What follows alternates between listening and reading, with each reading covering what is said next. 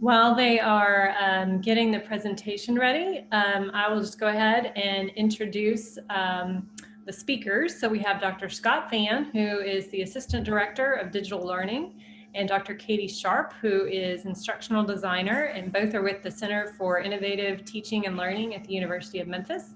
So we're really excited to have them here today. They've got lots of great insight to share, and we have a lot of people registered that are not here yet either. So hopefully we will see them showing up shortly. But with that, we will just go ahead and turn the floor over to you guys.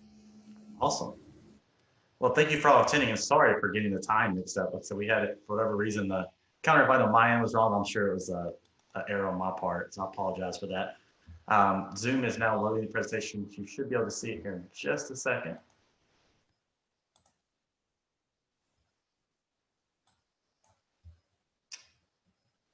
And we also have Katie on board. So Katie, she just gave an introduction for us, but we can go ahead and let you introduce yourself too, Katie, before we get started. Sure. Hey, everybody. Can you hear me okay?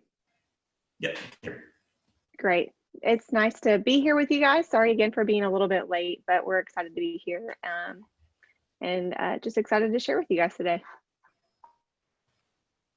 Yeah, and we also have, throughout the presentation, we have moments too where we're going to stop and take questions. So feel free to use chat. We also can open it up if you want to unmute yourself during those time. For bandwidth purposes, I am going to stop my video just during the presentation. We'll open it back up when we get to Q&As. We like to have audience engagement too as we present, just so it's not a boring slideshow where you just listen to us lecture to you for a little while. So again, thanks everybody for joining in, and we'll go ahead and get started. So just some things to note, keep your cameras off. If it's possible, on your end, sometimes when we've presented, some have complained about bandwidth issues. So if you start noticing you can't see or hear us well, we recommend just turn your cameras off just temporarily. Keep yourself muted for just now. So we do have times where we'll have moments for questions and answers throughout. And then, feel free to use chat. We always like to, while I'm presenting, Kate will be monitoring chat, and I'll monitor chat while she's presenting as well. And then we also definitely participate in the questions as we go along. So today too, we're going to be using, I got some polling features within Zoom, but we will also it's be easier to just, use chat for those. And then we also have the moments where you can unmute yourself and ask questions as we go. We'll also be monitoring through chat as we go through as well. So before we get too started, we have prior to spring, but this will also be for fall too. We've done this presentation a few times throughout campus, but for your teaching experience, is this the first time you've been teaching online, or have you taught online before or had any hybrid teaching experience? I do know with COVID and how everything's the current pandemic we're in, a lot of us are teaching online for the very first time. But if you've already had experience teaching online, feel free to put that in chat, or you can also unmute yourself during this time too, and we can hear about your experience. We'll pause here, like I said, just for a few minutes.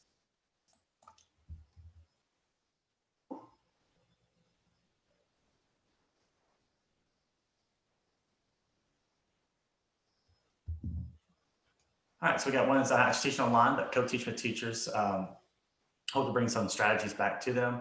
So that's awesome. Yeah, I know that my wife, she's teaching K through 12, and this was actually her first time teaching online, or at least in a hybrid environment. So it's been a little unique experience for her as well. Tutoring online, so that's great. Be interested to kind of hear too about how tutoring's gone online. I know we've had some mixed things around campus here at the University of Memphis about tutoring online. We do have a great service now that we partner with that has a lot of virtual tutoring options. Stephanie goes, I find it takes way longer to prepare. That is the case too. I found that. I think a lot of it has to do about how long you've been teaching face-to-face, but then also try to teach online. I did the opposite. I went from teaching online to teaching on campus. So I kind of had some, it took me a little while to get used to preparing to be able to have people in front of me on a nightly basis instead of virtually asynchronously. We also have some stuff in there about teaching in a hybrid model. That I heard is the most challenging for the feedback we have. My wife teaches Mandarin. in a K through 12 environment, and she finds it difficult to, because students sometimes have issues logging in. And so be able to teach in a hybrid model at the same time, I've heard some difficult stories about that. Also got first time teaching online science, tutoring online before, but first time not voluntarily. All right, awesome. So we've got a lot of good questions so far. So keep those coming, or good comments there. All right, so all right, and then we also had, I guess we had another next button there, but in general, how do you feel about online student engagement so far? So the team here would like to use some kind of emojis. I know that's especially popular and with some of our student base. So feel free to use an emoji if you have access to that, or just a general, like, how do you feel about online engagement so far? I can speak from my personal experience right now teaching online.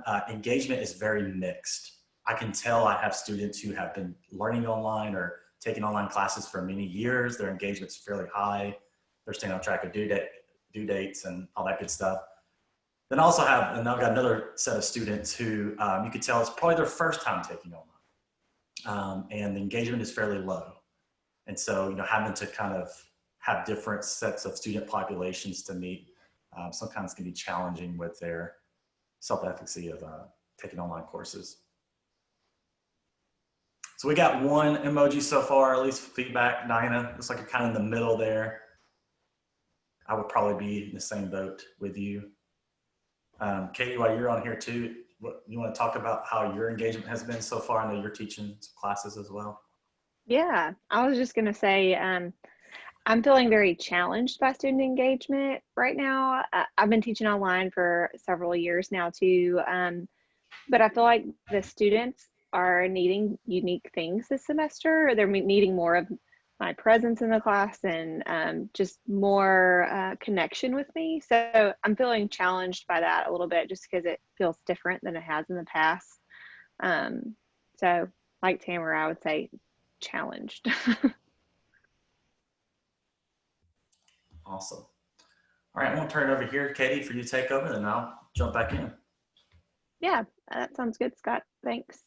And feel free to continue in the chat if you guys want. You can continue to share how you're feeling, or if you're late to the game, we'd love to hear about just how long you've been trying to kind of grapple with engagement in video conferencing settings or online settings. So feel free to use the chat as you need to throughout the presentation.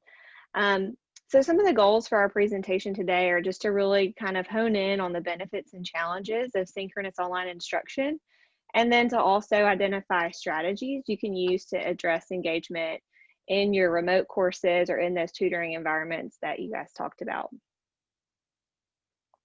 I think it's really important to kind of give some context to what we're all sitting in, which we're all very probably familiar with, but I think what we're reading a lot about is just how this is influencing learners and their willingness to engage in learning environments online. We know that there's a lot of anxiety right now. There's this need for interaction, and students have kind of this fear of not knowing what's coming next or how it's going to impact, the things that they had planned.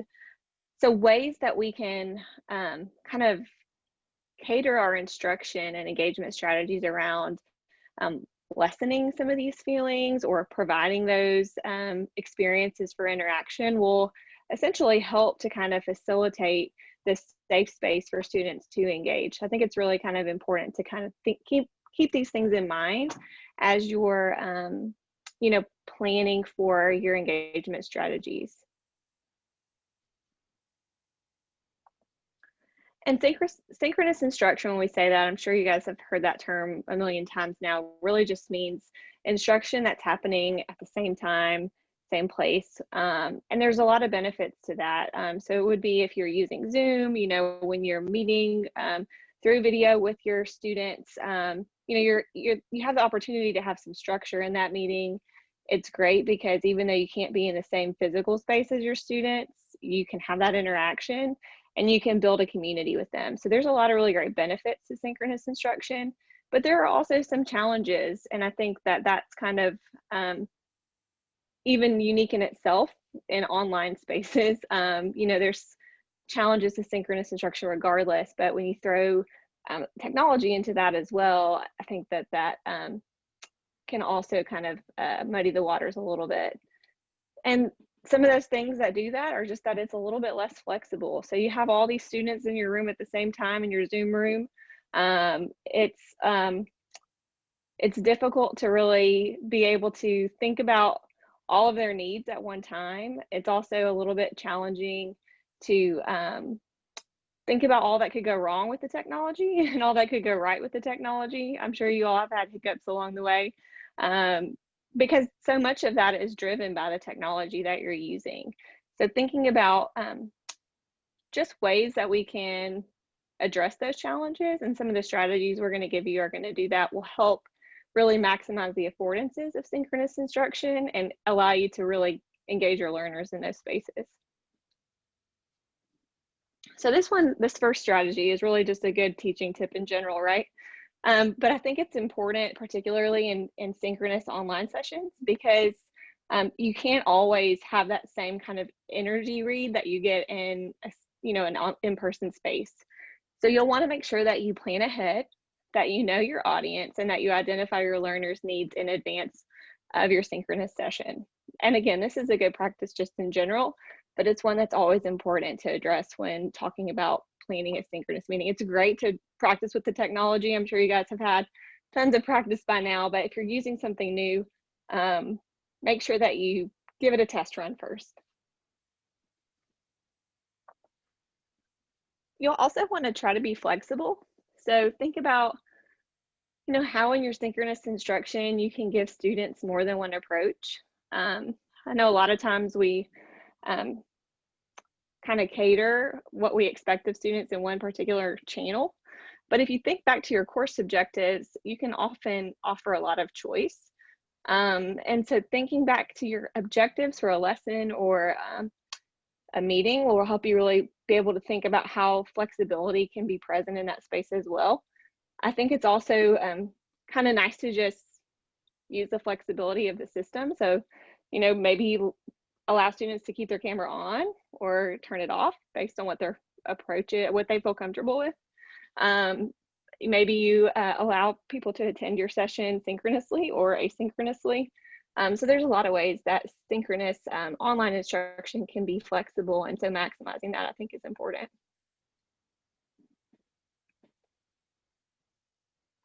Lower barriers. This is a big one that we've really heard a lot about over the last couple months, and just really trying to provide opportunities for folks to practice with the features of the video conferencing tool that you're using or the software that you're incorporating. Because when people have opportunities to practice, they're more likely to engage with it.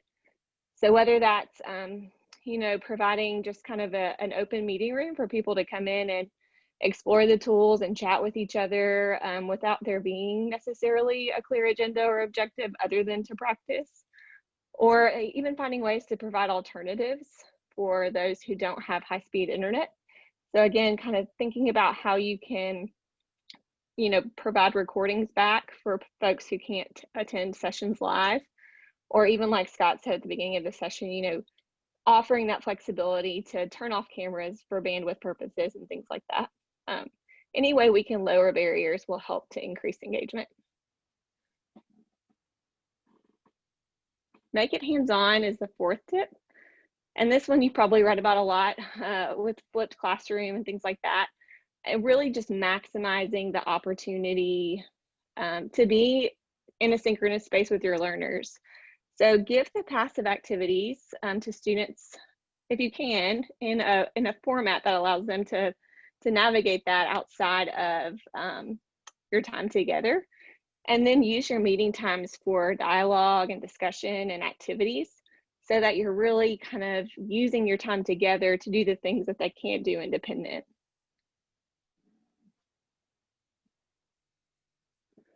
Teaching with purpose is another kind of just general best practice, evidence-based practice. But you want to be intentional even in your online space, especially because attention spans are varied. And so it's hard to gauge whether or not your learners are necessarily as engaged as you'd hope they'd be. So if you can be intentional in the information you provide and making sure that they align with the objectives, you're more likely to hold that engagement and attention.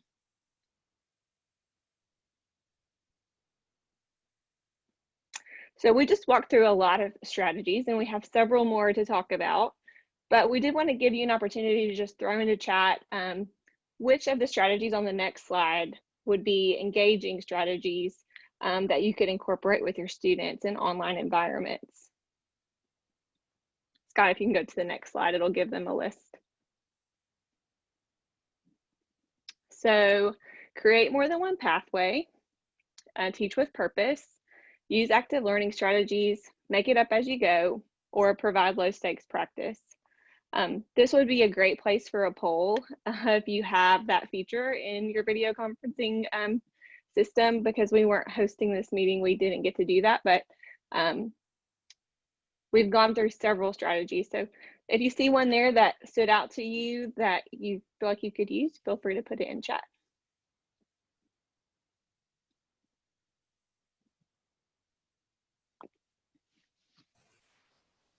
And Kate, I think I might just add here too, while I wait for some response in the chat to come through. And also feel free to unmute your mic if you would like to also just talk.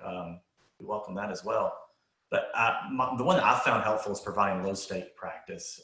Most of my class has always been on the tech side, so teaching software development, computer programming, all that kind of fun, geeky stuff. But I've found if I put in low stake practice, that really helps students prepare more for those assessments that have grades tied to them that are maybe major assessments or part of their overall grade point average.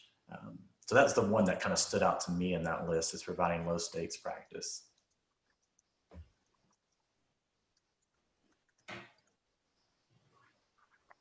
We also got some good stuff about active learning strategies, hands-on activities. Looks like active learning strategies is probably the one that kind of getting the most attention so far.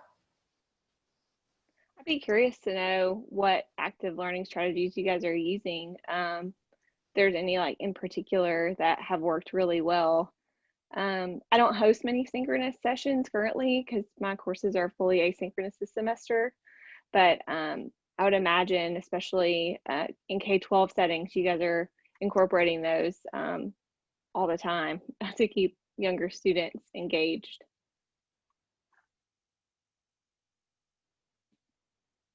Oh yeah, Nearpod. There are some faculty that we work with who utilize Nearpod. It's a great software. And Kahoot, yeah, we have a faculty member who loves Kahoot on campus. Those are great tools. I would be curious for those who are using like Nearpod and Kahoot, do you find that is your school paying for that, or is that something that you as a faculty member are having to pay for, or are you just using the free, which a lot of these products, the free versions are just as good as well.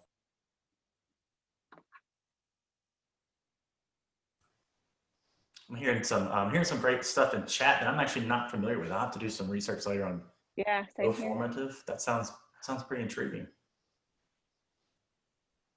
Yeah, and unfortunately, strategy.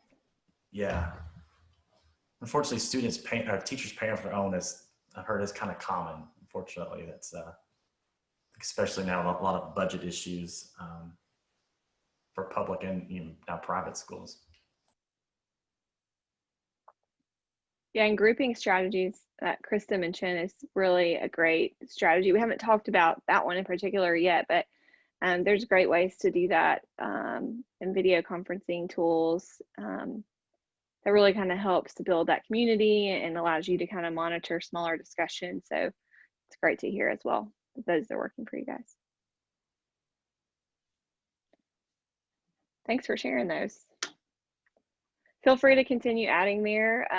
Hopefully that can be a great resource for everybody who's looking for some active learning strategies and strategies that have been successful.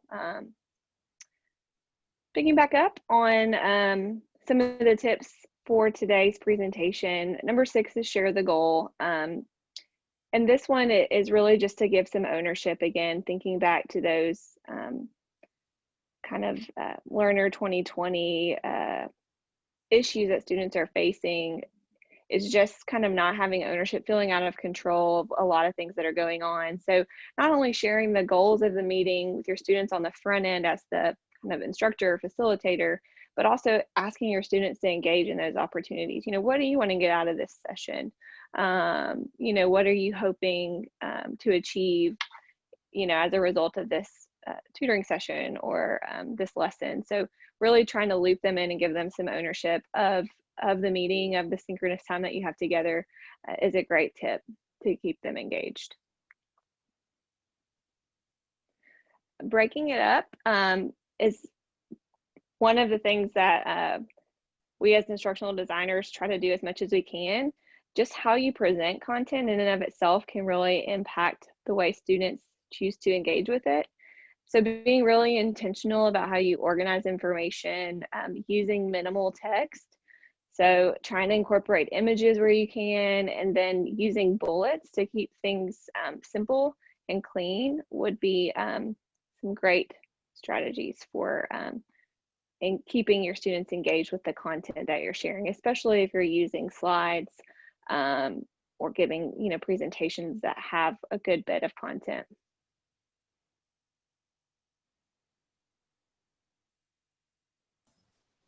All right, Kathy, turn it over to Scott. Yeah. Point 8, yeah. So this is maybe my favorite of the 15 principles, just for keeping it simple.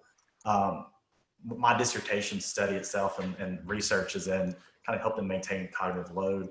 I love to use gamification in a lot of my courses, and here at the University of Memphis, we also work with faculty to use some of the gamification tools that we have in our learning management system to kind of help reduce cognitive load. A lot of our students are coming in already with just fear of online learning, or fear of just maybe they're coming in as freshmen and already have just a lot of cognitive load already just for college in general. So there's a lot of different tips and tricks that we can use to help maintain cognitive load. One of them is using plain language. We've done this a lot here at the University of Memphis with our prep academies that we use for getting students prepared for college as kind of the intro into college learning. Using plain language, making your content as much into just common plain language as possible. I had a hard time at this personally when teaching, especially teaching some of the higher end computer programming, because it's almost expected that you already have a higher language, but there are definitely ways that you can go in and just use common language, especially in your syllabi or your kind of course overview documents, to make students, they make sure they have a clear understanding exactly what's being presented in the course, and kind of help reduce that cognitive load before they even start working a lot in the course materials. And also be very intentional. And so as you're going through, kind of giving clear and intentional directions on assignments, especially now when a lot of our assignments are being transitioned from assignments that you may have done in a very synchronous face-to-face setting. Now you're doing it in a virtual or totally asynchronous setting. So being very clear and intentional in the instructions and directions that, how you're wanting students to submit, maybe intentional about the time framing.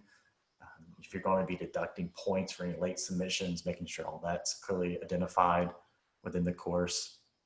That will really help trying to keep it simple principles. Also be our guest. This is one that's been really helpful, especially at the in some of our college level courses here, is inviting a panel of experts to be able to talk about a certain subject matter.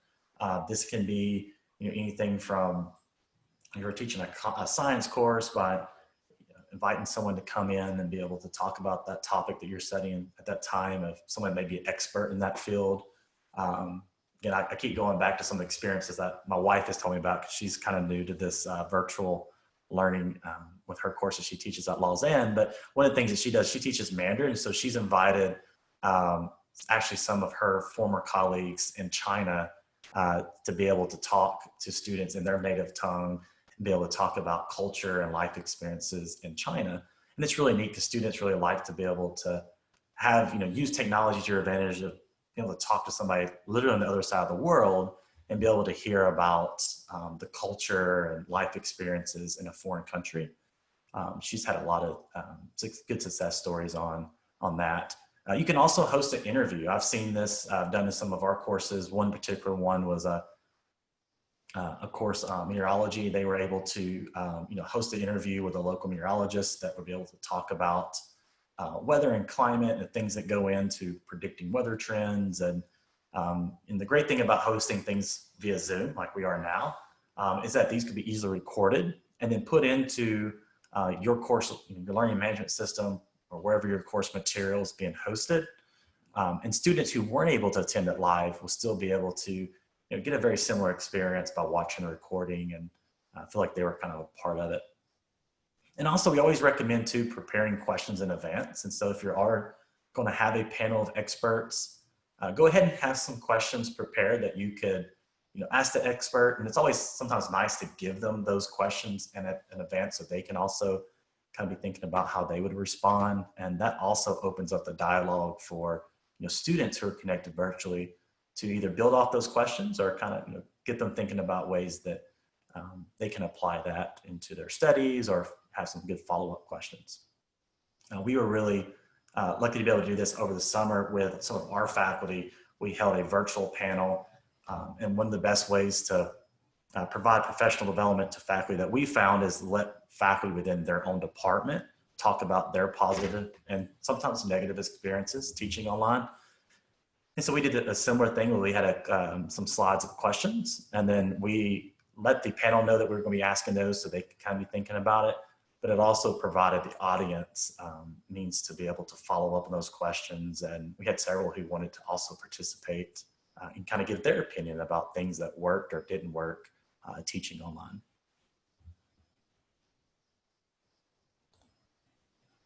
So again, we talked about several points here, kind of like to pause and get some comments in chat. Again, feel free to also unmute if you like to just talk instead of chatting. We'll welcome that as well. But what can this instructor do? What can this instructor do to improve the design of the presentation? And so, in this case, when we are presenting or in having, here's an example too, just the next slide about how they can improve the presentation of just content in general.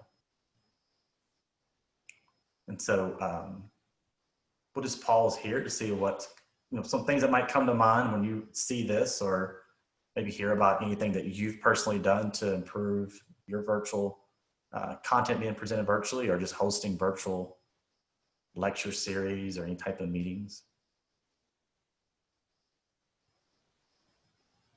And Katie, the research on this is really interesting, just how our brains and process information and the ways that just how information is portrayed will help us retain that information and engage with it is really interesting. If anybody wants that information, I'd be happy to send that over. I can even probably put it in chat here in a second. But always think about how something as simple as the words you put on a screen or the image you select can help your students engage with the material you're hoping that they'll learn, but it definitely does.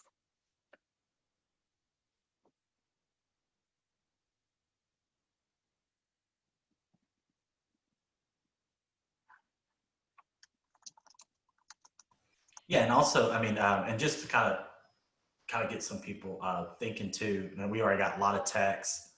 We're going to kind of skip ahead and just show you what we would recommend as instructional designers. And I don't think we mentioned it as a start, but our academic background is Kate and I both have EDDs in instructional design and technology. So that's where kind of our research and educational focus has been. And then, of course, it's also kind of our day job at the University of Memphis.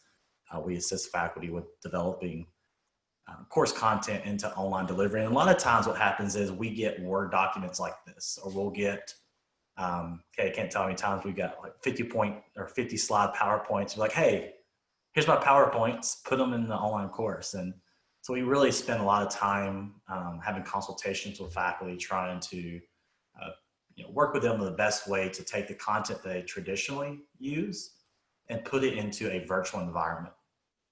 Because what we find a lot of times, if you've taken a course or currently teaching a course, when you're in person, your PowerPoint presentation, just like we are now, this is just a framework that we use to drive the conversation. So we wouldn't start this Zoom and then it's like, all right, guys, here's a 20 slide presentation. Feel free to progress on your own rate and just let me know if you have any questions. We try to, also have faculty think about the same thing. Like you wouldn't expect your students to log into a course and just randomly look at a PowerPoint slide. You want to have, short videos that go with it, some type of either audio or video information presenting along with the content. The same thing that you would do in a face-to-face class. You would have some type of dialogue and lecture in a classroom setting. So we also want to have that same experience in a virtual setting. So in this case, the goals are clearly defined. And so we would put them, thinking back to that keep it simple principle, we're going to use kind of common language, put it in a way that the student can easily digest it. So we got clear goals here. And then, we always recommend including graphics, where applicable, because it kind of helps break up all that text. And then highlight keywords. This is something I sometimes maybe take this a little too much to the extreme in some of the classes I teach. But I like to highlight the words that are standing out. So usually my students will know that, like, if I highlight these words, it's because it's probably going to appear on some type of assessment or some type of major assignment down the road. And so here, the keywords are pressure, volume, and temperature, letting the students to know that, these are ones that they really need to focus on. All right, so also want to kind of just think about things. So name one thing that you can do to keep students focused and engaged. Again, this is all, I'd be really interested to see, because I'm assuming we have various teaching disciplines joined us today.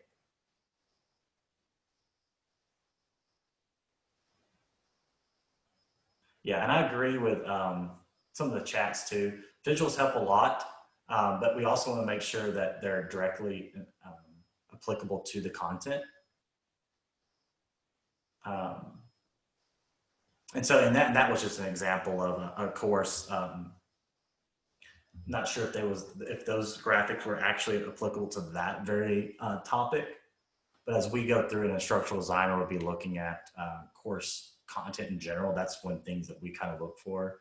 Because at the end of the day, our faculty are the subject matter experts. We're just kind of consulting on best practices for getting the course into the online delivery. Yeah, so we got one here about ask questions frequently, give students clear to-dos, like answering a chat, doing something with their body if they're on camera. Yep, and then we got one about find I have to wait a lot longer for students to respond. I let it drag out. That is one thing too, and even in doing these situations, it's, sometimes you do have, during the Summer Institute at the University of Memphis, we host about 18 webinars over a 2-month period. And sometimes you log in and there's really active chat like we have now. We're getting some great feedback from you all. And then sometimes you'll have 50, 60 people logged in and it is very quiet. No, there's not a lot of engagement. And so that's where usually if I'm co-presenting, Kate and I, we've both done this quite a bit, is we'll kind of start that process, kind of lead each other or kind of lead the participants to kind of think about some things.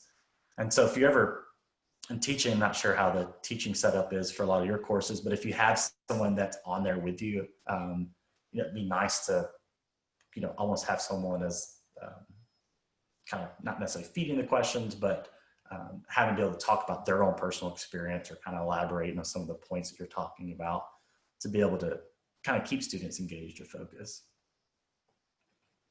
Yep, so Katie's again, chat, keeping it simple, keep students engaged. The popcorn strategy, where they call upon the next student, they'll answer the next class. That's actually a great strategy. Katie, you've got the experience in K through 12 teaching. Is popcorn strategy something you used in your courses or classes? No, I haven't used it in any of my college classes, but it's definitely a strategy we talk about in early childhood courses that I teach. Just a good practice to keep everybody kind of connected and engaged on the lesson. Yeah, we also got to know, giving students prompts allow them to interact with the presentation topic, dress alike, or use Zoom stickers to define your STEM area of interest. I really like the Zoom stickers. That's really cool. I've And I heard have, some people use the backgrounds too, the Zoom backgrounds to kind of yeah. give a little bit of their interest or Mhm. personality. Yeah, for sure. Yeah, I was surprised how quick kids pick this up. My 5-year-old probably knows how to use Zoom just as good, if not better, than I do. He's already learned the virtual background feature because they use Zoom already for some of the classes that he's taking. And I'm amazed by how quick kids can pick up technology. Yeah, Katie, Zoom stickers, you can actually, I think it's on your side while I'm presenting. You'll notice there's an option on the screen. It should be for like annotation, and then there should be a sticker option.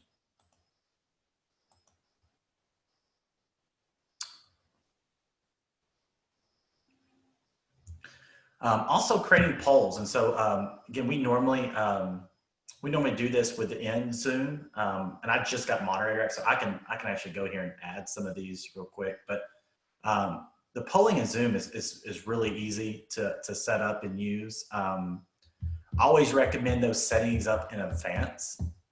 So when you're creating you can do a pre-test or post-test assessment. You can also, again, we use them for quickly engaging understanding. But I always recommend, though, if you're going to do a poll, have a slide with the poll questions on it as well. That way, when you're presenting, a student necessarily doesn't have to be looking at the exact poll to also see the questions being presented. This is helpful for students who are also connecting on mobile devices. Not sure in the K through 12 sector, but especially in higher ed, we've got about 70% of our students connecting to our courses using mobile devices, their smartphone or their tablet. I would assume numbers are probably similar in the K through 12 courses as well. And then break up the monotony. So it's, again, it's a great way to just not have so much of the lecturer just talking and lecturing. Or just a lot of text on the screen. You'll notice in our presentations, we try to keep them with really short text with some type of graphic or screenshot of that feature that we're talking about. Mainly too, because we always like to share our slide deck afterwards. So Stephanie, I'll make sure to send this to you via email as well. So not sure if there's a way to distribute the slide decks post this, but if there is, you're welcome to send it out. But we like to keep them short for those purposes. So especially if you're going to post any of your presentation materials in your LMS or space where you keep your online course materials, it's always nice to kind of have those where students can reference them later and kind of have any study materials if needed. I really like the document camera idea too, as kind of a chat. We actually had, I helped a faculty member just last week at the University of Memphis set that up on their laptop, and they were amazed by, you can do a screen share and then use their document camera. So that's really helpful too if you have access to one of those. So that's definitely not old school. You're using some new school technology with old school there. There you go. And he's actually, if you can see the camera there, he's just showcasing. That's really neat. I found that the faculty member that I was helping set that up with was teaching algebra. And he preferred that over, because in ours here at the University of Memphis, we have virtual classroom, which is kind of similar to Zoom, but one of the advantages over virtual classroom is you have this really high-end annotation features where you can draw and write and text and all that good stuff. So that makes it really helpful for kind of doing stuff like mathematical equations on there. All right, so track attendance. Again, we usually talk about this based on our learning management system here at the University of Memphis. We use D12 currently. Could be changing in the future, but currently right now it's D12.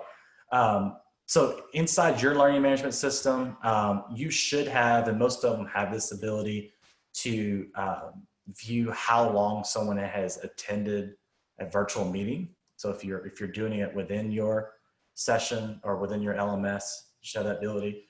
If you're doing Zoom, you as the moderator also have that ability within your recordings. So if you go to log into your Zoom account and go to recordings, you should be able to see how long someone stayed within a meeting. And so you can actually view that seat time. Now I will say that, always take this with a grain of salt, because I can tell you, at least for some Zoom meetings I've attended, I've started it.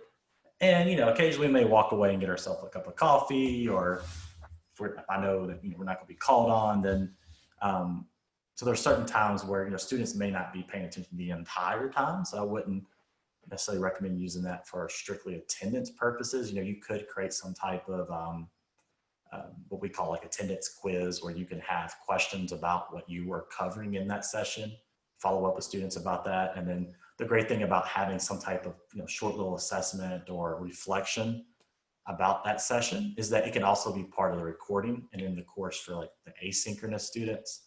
So the ones who weren't able to attend for whatever reason could also still watch the recording and then partake in the activity after that is over with. So that way you're not necessarily deducting students points for not attending. You're also still giving them the same opportunity just by watching the recording and then participating in whatever type of assessment is related to that.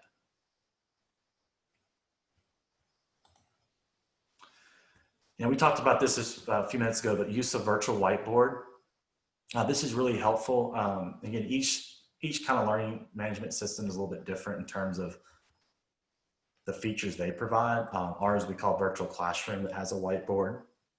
Inside Zoom, you can also have, if you're the moderator or setting up, there is annotation control, so you can write on the screen, or be able to, depending on how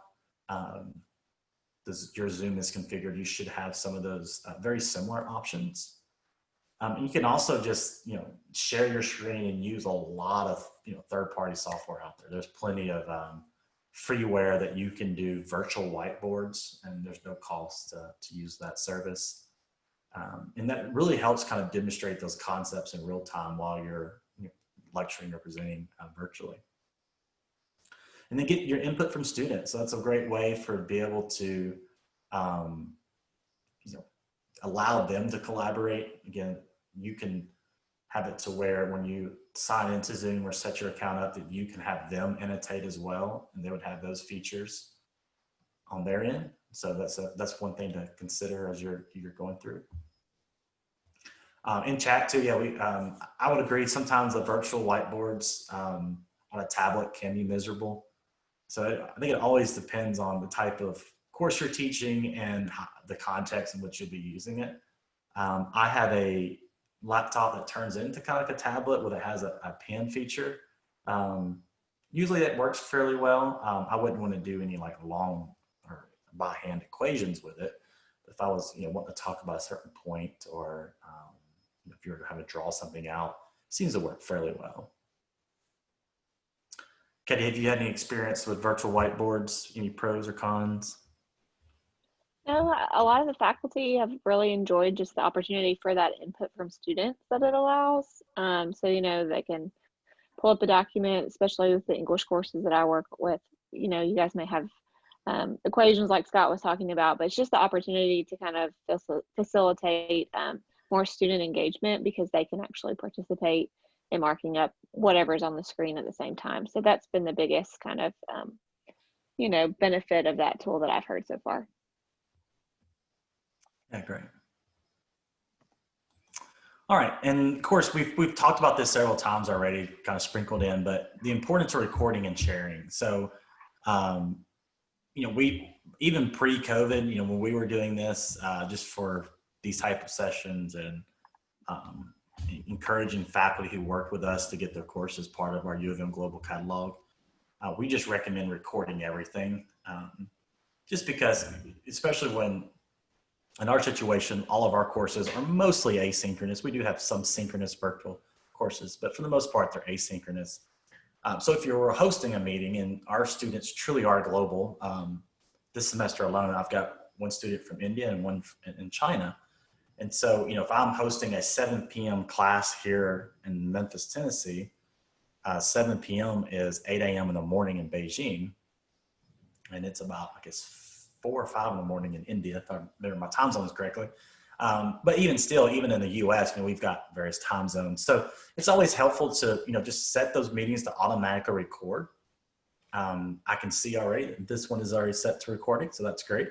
And so when you have recording, and some faculty think that if I set to record, there may be certain times in the meeting at the beginning or end that I may not want part of the recording, and that's totally fine. In Zoom, and like most virtual recording software, you can download the recording and edit it. And Zoom even has some very basic editing features built in. And if you upload it to something like YouTube or whatever type of service that your school may recommend that you use, they also have a video editing feature. So even if you are upload like a raw Zoom video into YouTube, you can set the start and end times to be different. So you can trim out certain times that you may not want publicly available. And then also we got some class notebook and Chad's marking chat here as well. But I have to check out class notebook on Teams. That's something I haven't personally used, but I'm intrigued by the math features in it. And then the last point on this slide too is keep a consistent structure. So I would recommend, if you're going into the semester where you're having all courses, all videos recorded, when you schedule them, just make that the default option. So if you're using Zoom or even Teams has the ability to, when you're scheduling, just automatically keep them recorded. So that that allows it to be consistent across all your meetings. So if a student knew that, Scott's holding this meeting tomorrow at 7, I'm probably not gonna be able to attend, they just already automatically know that, consistently throughout the semester, all those sessions are recorded, and they can always go back and view them. We also have a question about, is virtual classroom better for this? For the annotation for math, it probably is. It definitely is better than Zoom. I haven't compared it to the class notebook on Teams, but that would be something that I can definitely kind of look into and play around with as well.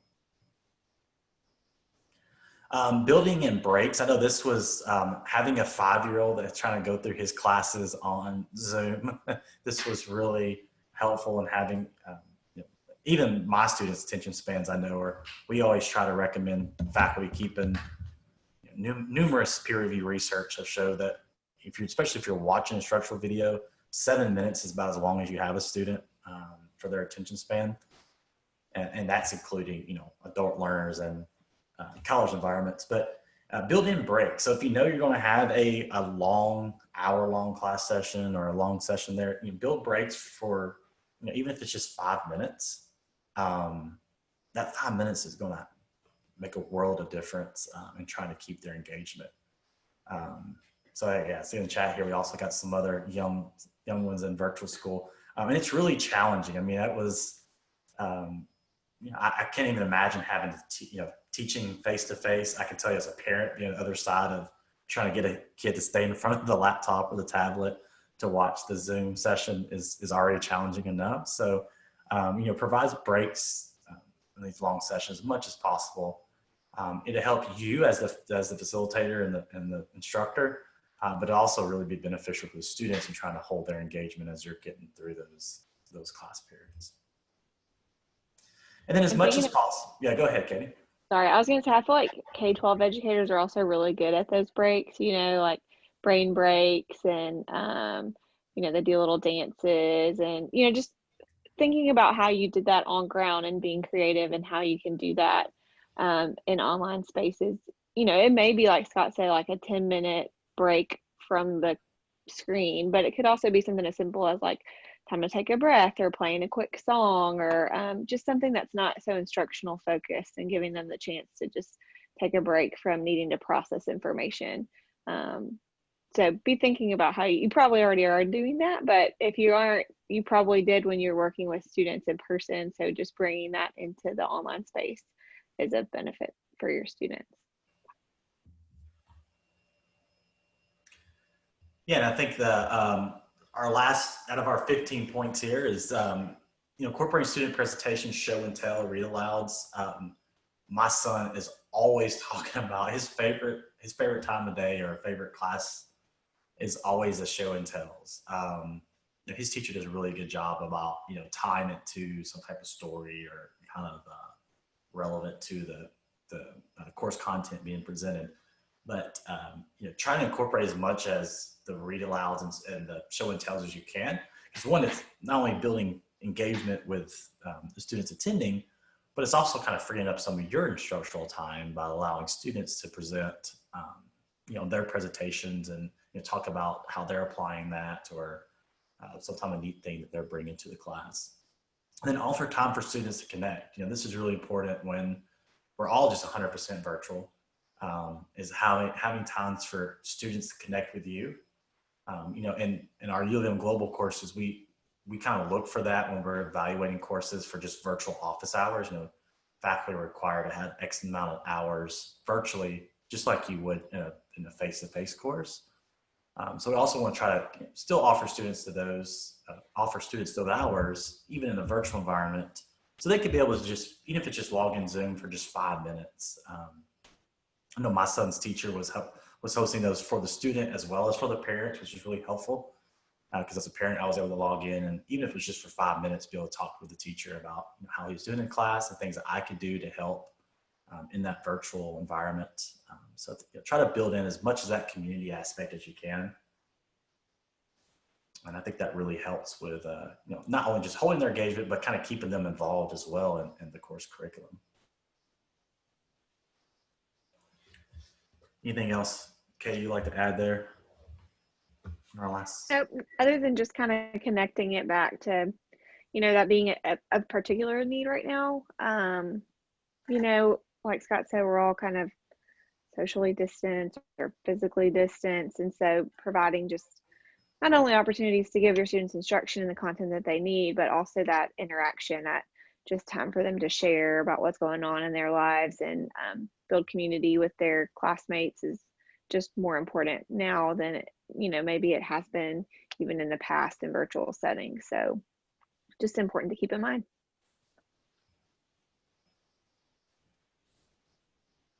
Awesome. All right. So we've talked enough about some of these points. Let's hear about some of the engagement strategies you have used as an instructor, or maybe you've observed as a student that has worked. So we've already got some in chat previously. So if anybody would like to expand on, we got one here too about Go Noodle. I'm hearing about all kinds of new tools. I don't know what that is. I know. So I'm writing all these down to research later, because what I have found is, especially here in the last couple of years, it's like the K-12 is coming out with all the really cool tools that are really applicable to higher ed. Unfortunately, we just, for whatever reason, don't hear about a lot until we hear them from some of our teachers. Yes, emotional well-being, that is very important. You're checking in regularly, even having, if there's a way that, they could, virtually chat with you confidentially, or again, just kind of holding some of those short meetings that we were talking about earlier, kind of office hours, but checking in about their emotional well-being is very important. And kind of going back to when I shared I was being challenged by engagement this semester, I think that, students are just going through a lot right now. And that's a lot of what I've heard. So I definitely would agree with that statement. Just checking in, because they're holding on to a lot of things that are probably impacting their ability to engage or retain content. And so just knowing that about your students will help you help them navigate kind of whatever it is that they're going through, or point them to the additional support that they need.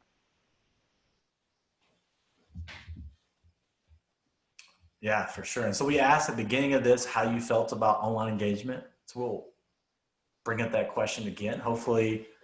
So we have some, maybe some different techniques or tools that you heard. And I always enjoy doing these because I hear about new things, and I've already got a whole list of some new stuff. Well, I'm going to research on my own and see if I can use some of them in our class, or also let our faculty know about them here at the University of Memphis.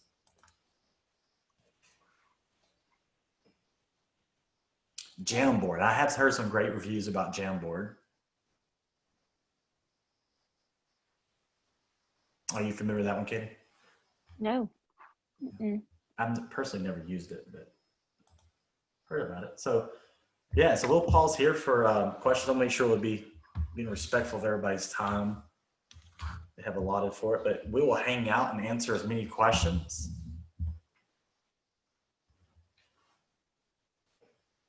also talk about any techniques, or we've already got some great things that's been shared in chat.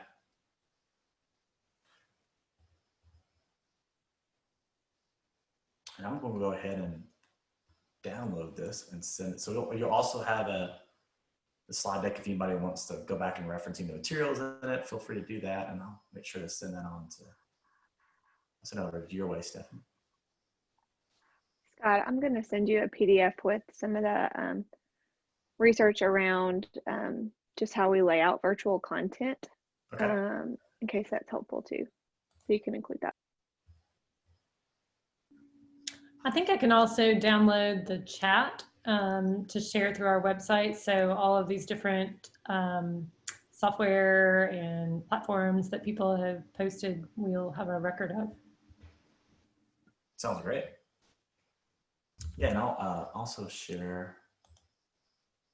I'll put our website too in the address, or in the chat. We've got some tools and different resources available in there if you might like to check them out. And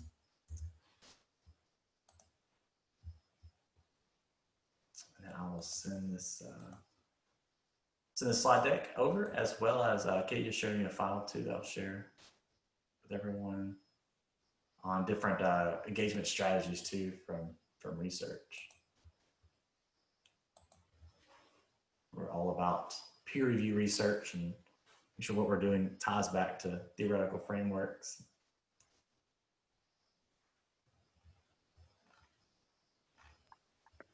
A prize board sounds really cool. Tamara was saying they have a prize board to give away school paraphernalia and gift cards and incentives. Wow. That would definitely increase engagement. Yes. Yeah, I think my son's school has some type of point system where they can redeem points throughout the semester for various, a lot of it's like school swag, so he really enjoys doing that. All right, well, I want to send over the PowerPoint file, as well as the that Katie provided here, the research. It's a great little article too. But we're at, feel free to reach out. Again, we got our put our email or our website in there. Kate's contact information is also on the website. So if you ever need to reach out and kind of ask any particular question, we're happy to discuss that as well. Yeah, and thanks to you guys for sharing all the really great tools that we can now go test out. Yeah, for sure. Yeah, and thank you for the invitation to be able to present to you guys. Sorry about the mix-up in time. It was on our end. We had the time wrong on our calendar. So I apologize. I think I was just talking to Katie. I was like, hey, let's log in just a few minutes early and slides. And I saw the emails like, oh no, they're waiting on it. So apologies for that. But we'll definitely share the presentation as well as some of the research too with you. Yeah, no problem at all. Again, thank you for the invitation. And if I remember correctly, was this a reoccurring themes, right? So is this a monthly or? It is, yeah, we do it typically once a month. Oh, awesome. Okay, great. Yeah, so anytime you guys have anything new that you want to share, let us know. Okay, yeah, it'd be great. And it's STEM focused, is that correct? STEM instructors? Correct, yeah. So this is something that we do through the West Tennessee STEM Hub. And so even though we actually had 80 teachers register. A lot of the Shelby County Schools teachers ended up not being able to attend because they found out this week they had to do parent-teacher conferences during this exact time period. So that dropped our list down a bit, but I got tons of emails begging for the recording. So we will put this in our YouTube channel and we'll share the slides to make sure that all of them have access to this. Awesome. Well, thanks again for the invitation. And if there's anything we can do to help out, just let us know.